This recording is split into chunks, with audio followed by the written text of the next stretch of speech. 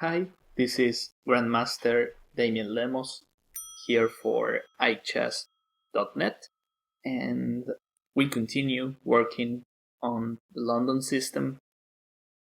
Here we'll analyze a game played by Grischuk against Wang Hao. Of course, these guys, they don't require any presentation. Grischuk, one of the top grandmasters in the world, and Wang Hao, Chinese grandmaster, rated over 2700. So let's just watch and learn. So d4, d5, we play bishop f4. The key move, if we want to play a London system, we can also start with knight f3, and he'll probably play knight f6, and then we play bishop f4. I believe when white wants to play the London, instead of playing the Queen's Gambit, of course, when he wants to play the London, it makes a lot of sense to play bishop f4 here. I don't think there is a big advantage in delaying this move, but maybe if we play e3 first, if we delay the knight f3 move, we might avoid some lines involving bishop g4. But as I said, I think playing knight f3 here plus bishop f4 is fine as well. So bishop f4, he plays knight f6, Grischuk is white, and Wang Hao is black. So here we play e3. So far we are following natural moves, and as I said in the previous video, the introduction, our moves as white are easy to follow. e3, e6. In this game, we have to point out black decides to play with the bishop inside the pawn chain, but we are going to study the main line, where he plays with c5, knight c6, and bishop d6. The idea is simple. Black wants to finish development, and hopefully he's trading some pieces off and he equalizes. But of course, we'll try to put some pressure on black's plans and try to get an advantage. So knight d2. As we know, our moves are well known. We'll play c3 and knight f3. Maybe knight f3 here is also playable. The move order doesn't change much. If I play this, maybe it's because I want to play with c4 and knight c3. And that reminds me of a Queen's Gambit. But we know our idea is to stay in London territory, so knight d2 makes a lot of sense. c5, knight f3. I would also consider playing this move first, just in case he goes queen b6. Then I can consider playing queen c1 or maybe queen b3. The point of c3 and queen c1 is that d4 pawn is now protected. And I also like playing queen b3, because if he takes, then we open the a file for free. And despite having queens off board, we can still attack and put some pressure on the queen side. We'll see all these ideas through this DVD. So c3 here makes a lot of sense. Knight f3 makes a lot of sense too, because if he plays queen b6, now d4 is well protected by two pieces, so I can afford moving my queen to c1, guarding b2. or sometimes considering his king is in a bad square. I mean, maybe that's not the right quote. I think it's better to say black is not well developed. I don't think taking on b2 is a good business for him. In fact, I think it's too risky because he's lacking development. So we have a simple move. We can protect with queen c1, and sometimes we can consider sacrificing. Maybe we just move a piece, we wait till he takes on b2, we castle, and our development should pay off. But that's a possibility. Of course, we are not forced to sacrifice on b2. We can just play queen c1. But black plays knight c6, c3, and now we are in the main line, where black plays with bishop d6. And I like this bishop d6. I prefer this instead of bishop e7. E7 looks like a passive square. Remember that when you're playing as black, you're trying to equalize in the opening, and bishop d6 is trying to trade pieces off. Bishop e7 is solid, but I think at some point our space advantage should tell. Here we can castle. Maybe we can try playing like this. Since our king is on e1, we can also consider firing an attack on the king side. Well, maybe this is too crazy, but since that position is closed, I think we can afford this. I mean, attacking looks great, but we also have the king on e1, so we are also taking some risks here. Maybe after knight e5, apart from advancing our pawns, maybe we can play queen f3, followed by queen h3. For instance, I'm gonna just move a random move, and I really like this, putting a lot of pressure on h7. And the problem for black is, whenever he takes on e5, then we can consider taking with a pawn. And this is a concept we suggested in the first video. Once we have a pawn on e5, our attacking chances are higher because we remove the best defender from f6. Having a pawn on e5 is great for the attack. Now knight f6 is gone, we can continue our attack. Oops, I made a mistake with the arrow there. We can continue with the attack on the king side. So bishop d6 makes much more sense. What is more, when he plays with bishop d6, somehow he's trying to control the e5 square.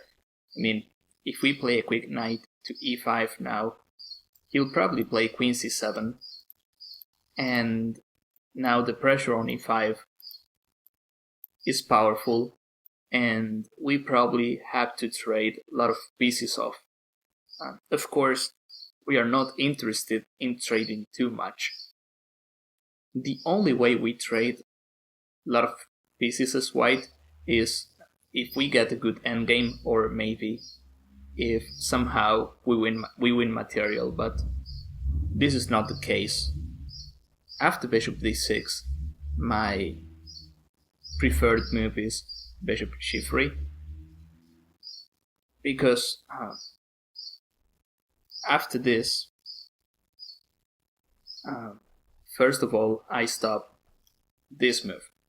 I mean, let's say we play this. I can consider playing like this. I'm not saying this is terrible for white, but having those pawns there, f4 is a bit weak. From the positional point of view, this is not appealing to me. I mean, I prefer moving my bishop back, and if he takes, now it's different, because the h file is open. If he castles kingside, I might consider an attack. And the other reason for playing bishop g3 is, if I take, then queen takes, black trades some pieces off, and then he'll play e5 soon. Once he plays e5, his bishop is out as well. He's pretty close to equality here, so no, he's not pretty close. He's equalizing. So we have to be accurate here as white. Bishop there. Another plus I see when I play this move is that sometimes I can play knight to e5 followed by f4, like Stonewall plan, but this looks like a better version for white. Playing knight e5 and f4 is possible if my bishop is on g3, otherwise that plan is not allowed. Okay, he castles, bishop d3, knight e5 plus f4 is also interesting, but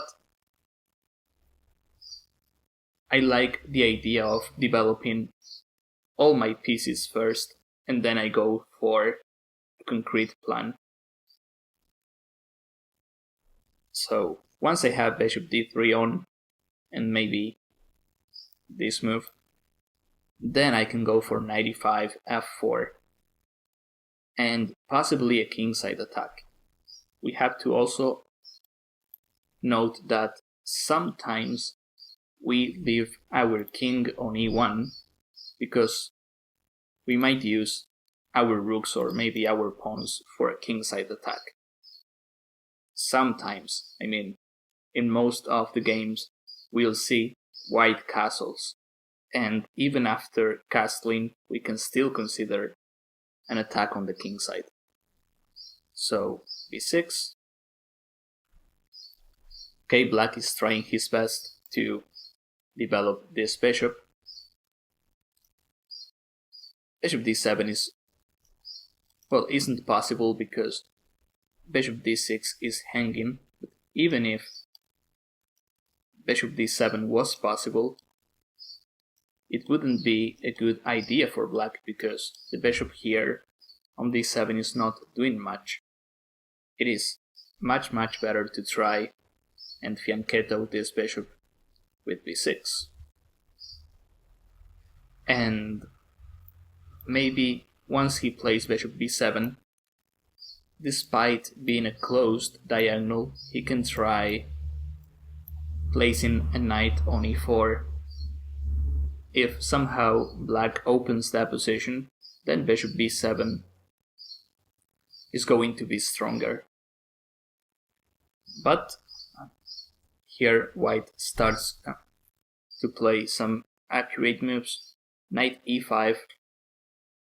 Now we are better prepared for a move like this. We have a great development, so we start advancing. The idea is, of course, well, if he takes with the knight, then we are more than happy to win a piece. And if bishop takes, first of all, we win the bishop pair. Of course, I take back with the pawn. I want my bishop to be safe, and I don't want to trade much. And what is more important, I have the e5 pawn, and we've been talking about this e5 concept already. Once we have the pawn on e5, our attacking chances are higher. And not to mention we have the bishop there. I really like this position for white. So that's the idea. And if he doesn't take on e5, then we can play f4. Now we have, looks like a symmetrical position, all pieces on board. From material point of view it's equal, but our advantage is space. We have more space and we have ideas on the king side. On the other hand, I don't see black with clear or straightforward plans. He has a solid position, that's true, but I don't see him doing something like c4, b4, b5, or I don't see big threats yet. So that's why I feel white is better already. Or, I mean, at this high level, getting a small plus, it's already a lot. So that's why, again, I feel white has a small edge here. Imagine if we play this at other levels, black has a lot of chances of making mistakes. Whereas we have such a solid position, it's tough for us to hang a piece or make a huge positional mistake. So I think this is very good. Queen b1, okay. That's a deep move, because, well, you probably understand when he plays knight e7, he wants to play knight to f5. So playing queen b1 stops knight to f5, and also this move also stops knight to e4. I feel, imagine we castle. Apart from this move, which is not a real problem, we can play bishop f2. The big threat is knight e4, in my opinion, because then he manages to establish a knight on e4, trade some pieces off, and that is a real problem. If he manages to play f5, he fixes the space problems he had, and then that position is absolutely equal. I mean, we both have same chances, same space,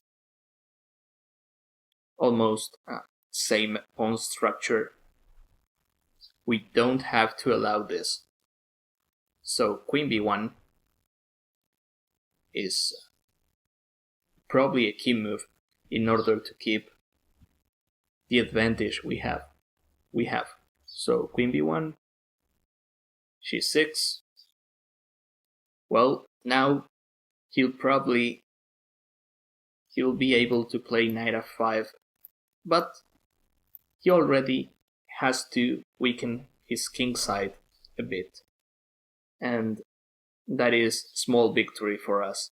I mean, once he advances this pawn, or maybe this pawn, even if he advances it one slight step like this, he's creating weaknesses.